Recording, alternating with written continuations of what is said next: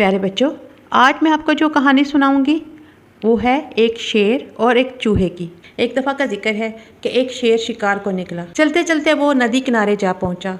उसने जी भरकर पानी पिया और एक तो खरगोश खाकर अल्लाह का शुक्र अदा किया और नदी किनारे लगे दरख्त की ठंडी छाँव में आराम करने के लिए लेट गया। जल्द ही उसकी आंख लग गई। उसे सोता देखकर करीब के बिल से एक चूहा निकला और शेर के ऊपर भागने लगा। वो पहले तो शेर के पास गया, उसके हाथ के ऊपर, उसकी बाजू के ऊपर। शेर ने उसको बर्दाश्त किया। फिर होते होते वो शेर की नाक पे जा चढ़ा। शेर को ये देखकर बहुत गुस्सा आया और उसने झपट कर चूहे को पकड़ लिया। चूहा घबरा गया और बोला, ए जंगल के बादशाह, मैं एक छोटा सा मासूम सा चूहा हूँ, मुझे खाकर आपका पेट नहीं भरेगा। अगर आप मुझे अभी छोड़ देते हो तो ज़िंदगी में मैं कभी आपके काम ज़रूर आऊँगा। उसका ये दावा सुनकर शेर को बहुत हंसी आई। उसने कहकहा लगाते हुए कहा, जा चूहे, जी ले अपनी ज़िंदगी।